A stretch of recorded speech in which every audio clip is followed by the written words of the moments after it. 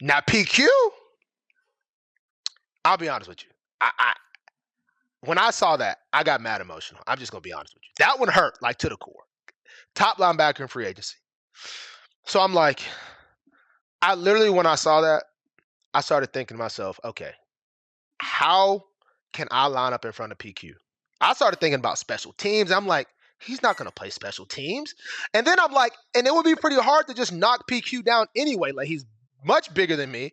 So I really went off the true emotional deep end. I was like, it don't matter. I'm going to hit him. I don't care what way I got to. I'm going to hit him. And then I'm like, there's no scenario when I line up in front of PQ. And then the odds of me, if I do line up in front of him, of me actually knocking him down is kind of low. So then, I came back, I was just like, bro, the Steelers, I can't believe this. Like I'm really like, dang, like like I said, I just did not, I guess I didn't realize like, purple was it's just in me. You know what I mean? It's like, it really it's taken a hold of me. It's taken a hold of me over the years. And it didn't really hit me until those two things happened. Gino, not as so much, but PQ a lot. So then I'm like, I'm like, I got to text PQ. So I'm like, I forgot what I even said, but I was like, bro, tell me this was the only option. Tell me, like, I just couldn't. I was like, bro, you have to help me get through this here. Like if you just sit here and tell me you just chose the Steelers out of just, he was like, bro, he said it was the best situation. And then he told me the other team, and then I was like, I hear you. I do hear you. I like I said, I wasn't trying to rain on nobody's parade immediately. You sign a deal. I do know that's a huge time.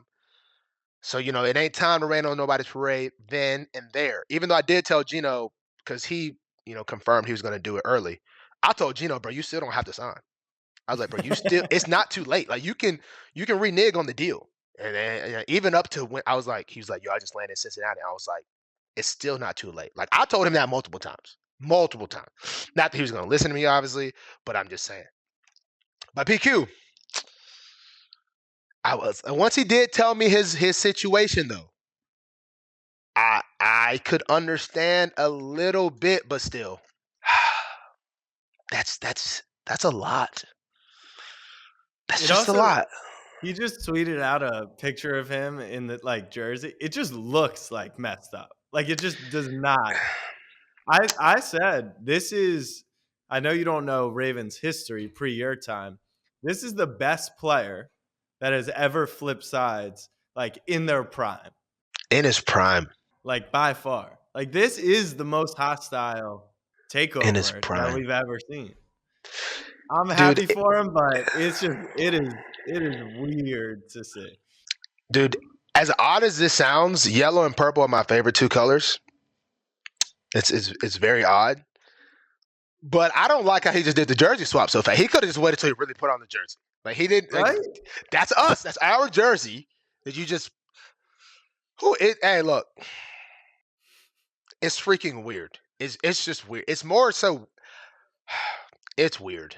It is actually weird. Last year you said you don't circle any games on the calendar, but finally I think we're gonna get some that when the schedule comes out in a month or so, you're gonna be like, I'm excited. Like you said, you're not lining up against him. You're gonna see me in the slot. You're gonna see me in the slot. I'm like, I'm cracking you. I'm coming to crack. And the thing is, Call your boy Monk. Tell Monk to line you up for a run block and just pick off PQ. Monk's my boy. Monk will make it happen. The only thing is, dude might crack me. You know what I mean? That's the only bad thing. If I could just somehow just catch him lacking. Oh no, dude. That one, I was legit emotional at that. Like that's when I was like, dang, like this Raven stuff is it's really kind of getting to me a little bit. Like I didn't even, you just think like, oh, you play for this, you got drafted here, you play for the squad, like, yeah, go Ravens, like, woo. And then you like I legit, like I'm like to my family chat, I'm like, there's no way. No. Like, no. I'm like, no, he didn't. And it's like, you almost like not even believing it. That is true. What do they say? You live long enough to see yourself become the villain? You either die a hero or live long enough to see yourself become a villain. PQ tweeted that he wanted to be a villain, and then people really started coming at him. And then, did you see that?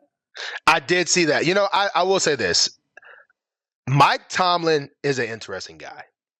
I feel like he is really good at he's an enabler. He is an enabler. I feel like people go to the Steelers, not that PQ's not tough, but actually I'm not even gonna say who I'm talking about. But I Yeah, feel no, like you are gonna say you I are. feel like he is a freaking he's like a No, I think he's an enabler. let's say you come from another team, they did he built you up. I feel like he built you up. Like let's say you weren't performing the way you need to.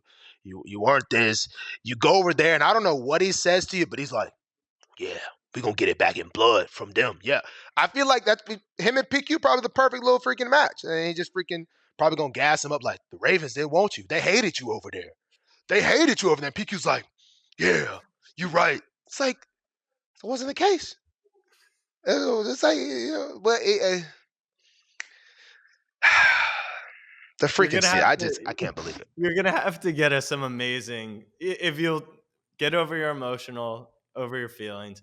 You get some stories about Russ, Justin Fields, and everything that's going on over there because there's got to be some wild times in Yeah, Pittsburgh. the Justin Fields was surprising too. I don't know. This whole situation is weird. Screw the Steelers, man. Honestly, I mean PQ, I can't believe you did that, but I do understand. But still.